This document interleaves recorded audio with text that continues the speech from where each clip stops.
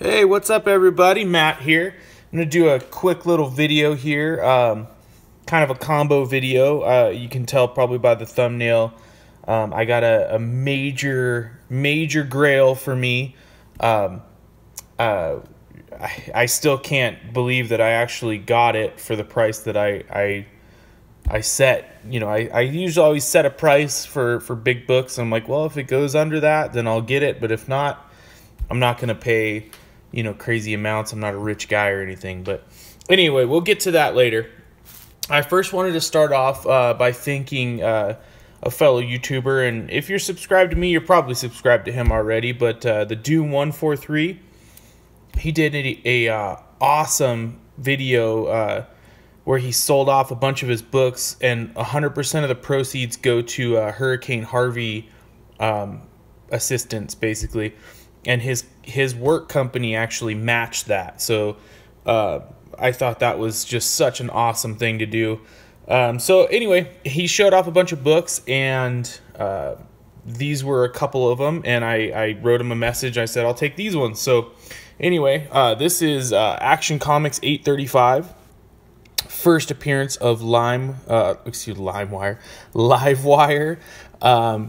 I just love. I've looked for this cover for a long time, and I've seen it before, but I've always seen it with like a lot of ticks around the spine here. Black covers are really hard to keep, you know, super near mint. So, but this one is a fantastic copy.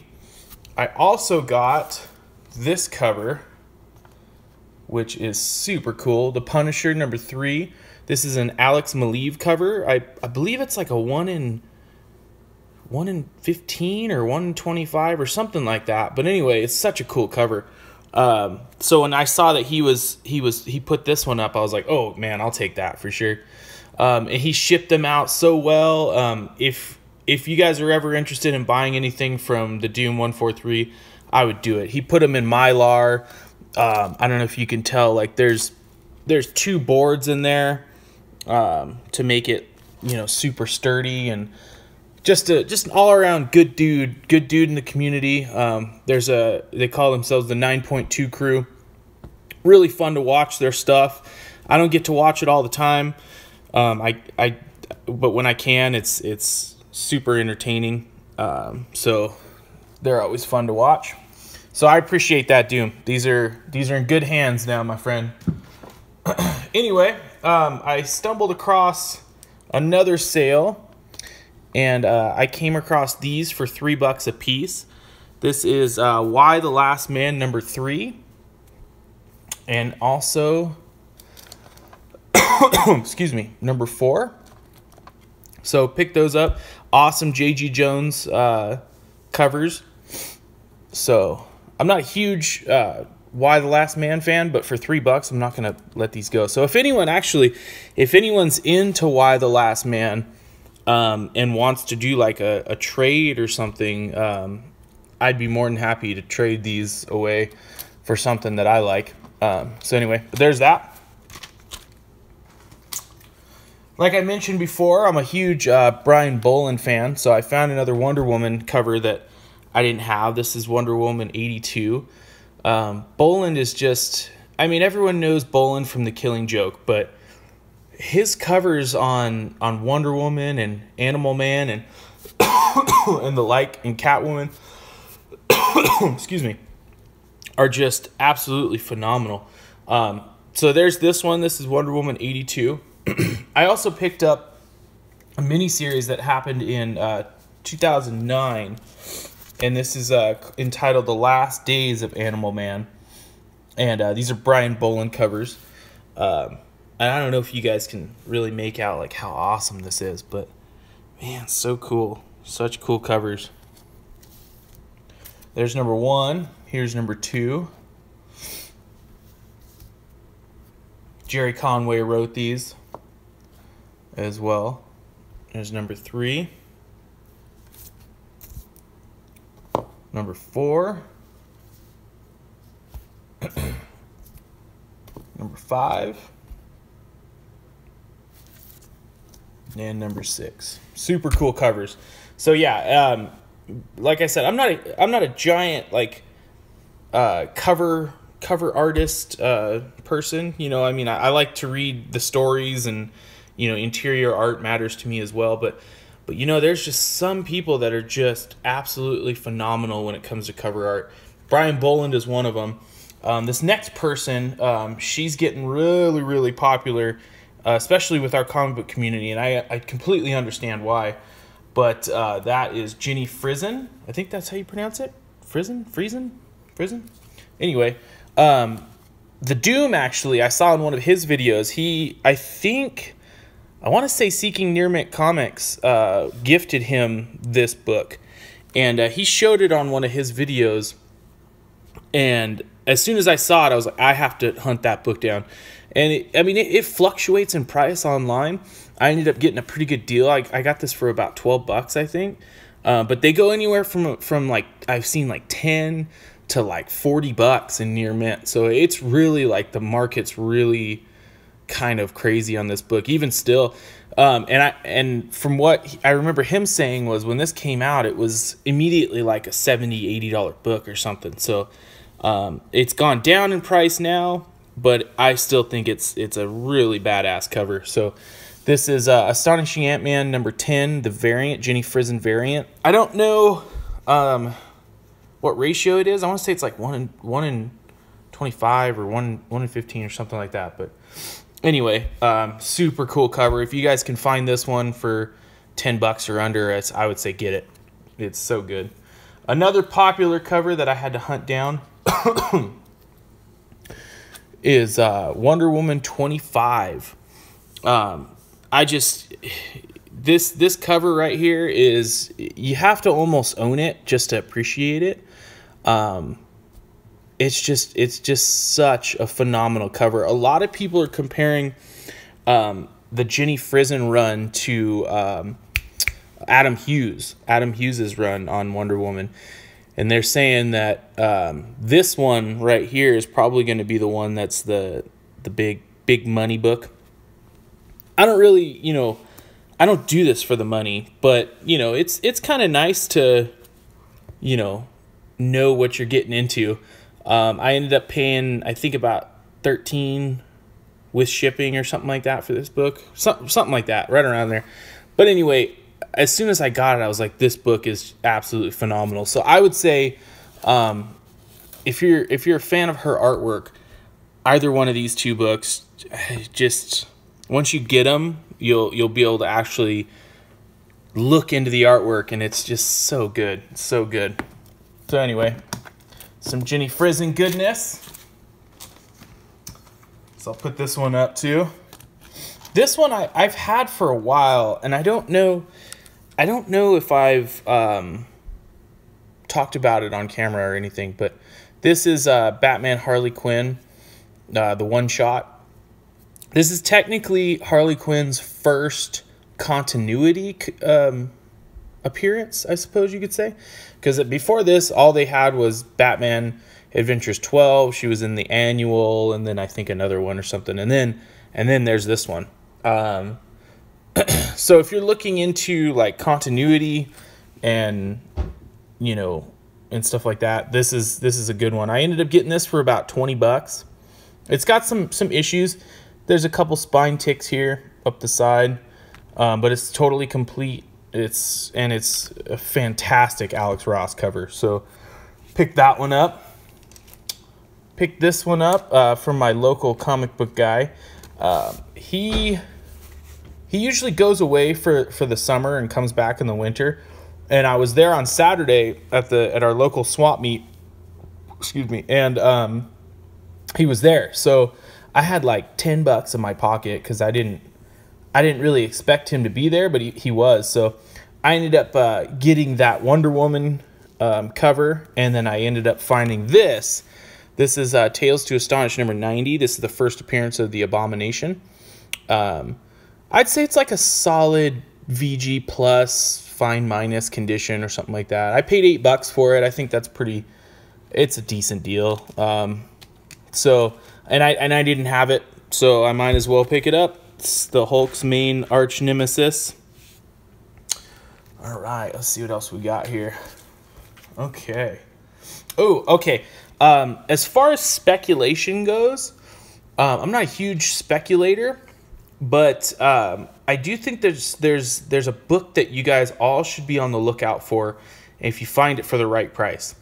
And I'll tell you why. This is Young Avengers #1. Now, this book is fairly common. This is the first appearance of Kate Bishop. Great book. I definitely think if you find it under $5, you should pick this book up. That's common sense. I think Kate Bishop's she's gonna start rising up in Marvel popularity here pretty soon. So I think you should be on the lookout for this book. But the book that I think you really should be on the lookout for is this one. This is Young Avengers #1. This is the Wizard World Los Angeles version. They only made 500 of these copies, so this is very, very rare. And if you're into the speculation game, I think Kate Bishop is a big one to speculate on. Prices on this book go from anywhere from $10 to honestly like $80. It's random, like it's really weird. And I've been watching this book for a while now, so I can kind of tell like trends and whatnot. But so anyway, this one there's only 500 of them, and over the year or so that I've been collecting them, I ended up getting a second one and a third one. So I think in all honesty, I think that it's and actually this one right here, I didn't even show you. This one right here is signed by Jim Cheung. So, and he was the artist on it. Anyway, so I think speculation wise, this one right here should be on your radar. I think it's a fantastic pickup if you can. And then I picked up a few X-Men books here. Let's see. Picked up, I got a rebag and board this one. This is X-Men 47. I'd say it's probably like a solid VG. It's got some creasing here. But yeah, it seems pretty solid. I ended up paying like $6 for it. So there's that. And then I got X-Men 37. Same thing. It's probably like a fine minus. A little bit better condition, but bordering the VG. And honestly, I had a conversation with Reaper Tate, and I'm kind of in the mode of like, I'd rather just have the comic. I'm not really into it has to be very fine or near mint or anything like that. I don't really care so much about that. Obviously if I had the choice, I would pick near mint on every single comic, but understandably so, they're more expensive. If you're going to get a near mint on X-Men 37, you're going to be paying, a couple $100 probably, depending on where you find it from. But, you could get a nice solid VG plus fine minus for $10. It just really depends. Depends on what you're into. I would rather have the comic than not have the comic, So, same goes for this one. I got X-Men 36. This one's VG plus condition.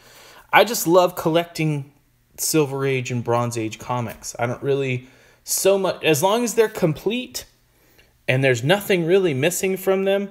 That's all I really care about.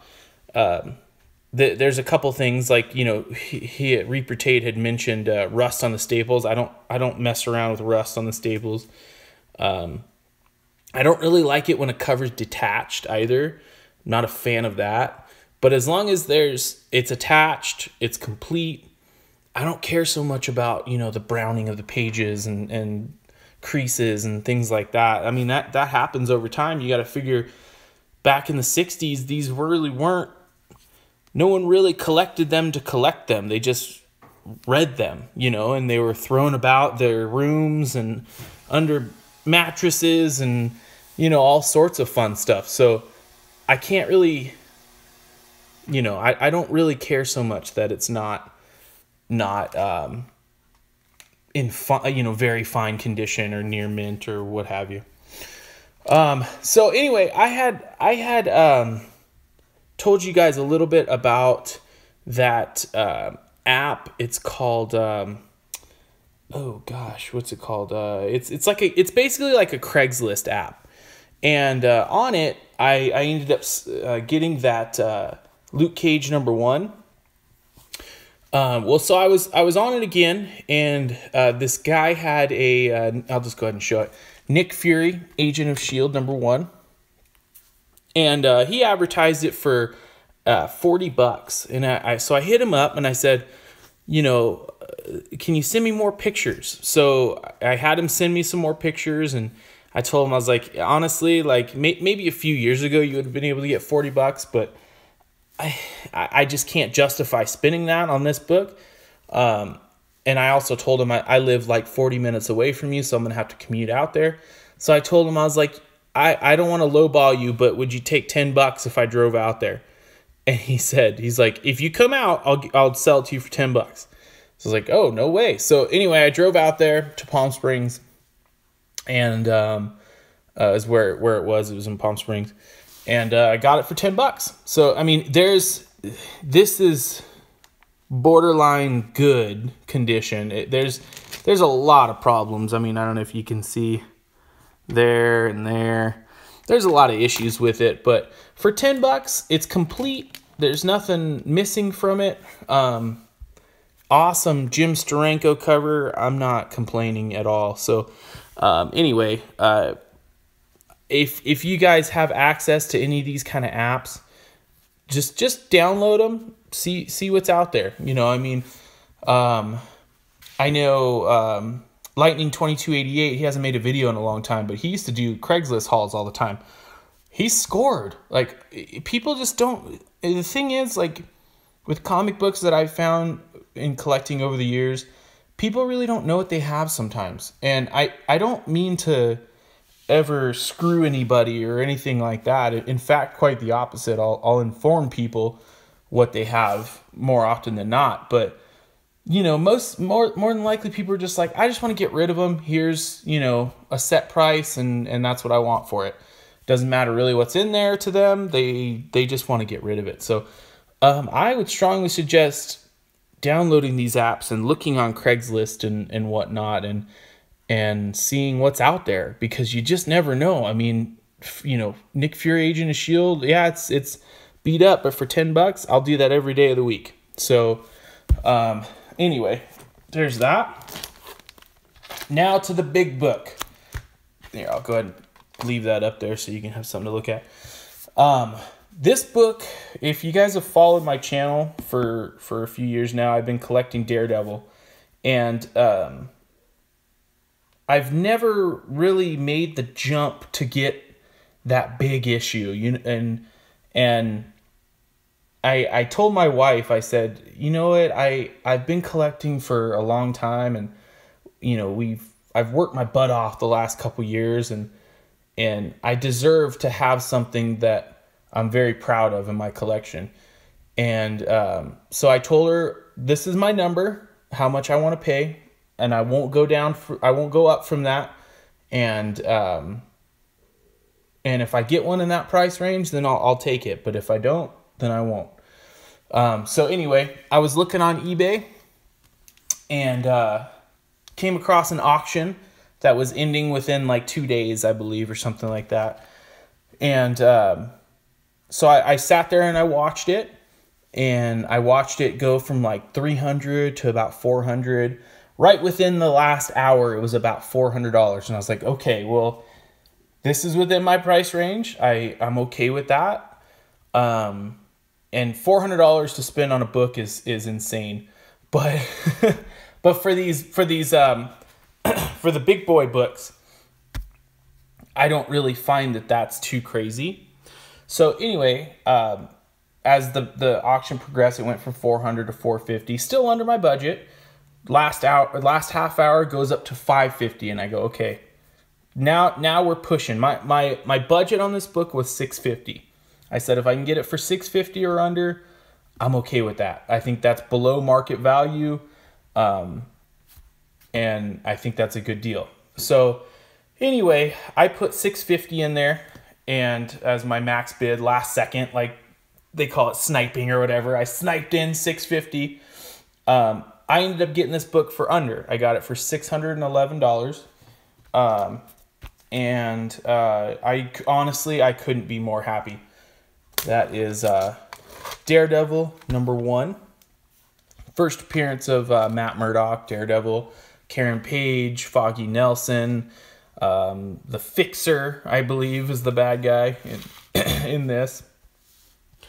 But like I said, I've been collecting Daredevil for the last few years now. I'm like 75%-ish, right around there, done with the whole Volume 1 and Volume 2, I suppose you'd call it. And I've gotten most of the major key issues. I got the first Elektra, I got the first Bullseye. You know, I've got a lot. I've got the first Red Costume. So I've got most of the major ones, but the big book was #1. And I figured if I can get it for the price that I want to pay for it, I'm going to do it, because I've got the money now, and you know, I've just been saving up waiting for this book. And it feels so good, honestly, to save up your money, to know what you want, and to get it. It feels fantastic. And it's really kind of surreal. Like I was telling my wife, I used to collect Wizard magazines, and in it as a kid, I would circle all the key issues, the Hulk 181s, the X-Men #1s, the Daredevil #1s, and it's kind of almost one of those things where you never really think that you're going to get one. And I've gotten great books in the past, and I can honestly say this is the best book in my collection now. And it feels good to be able to spend my money on something that I'm very proud of. So anyway, like I said, this is Daredevil #1. It's a solid VG. There's issues with it, but it's complete. There's nothing missing from it. The cover's completely attached. There's some spine ticks, some yellowing, or some browning, I should say, of the pages. You know, there's some creases here and here.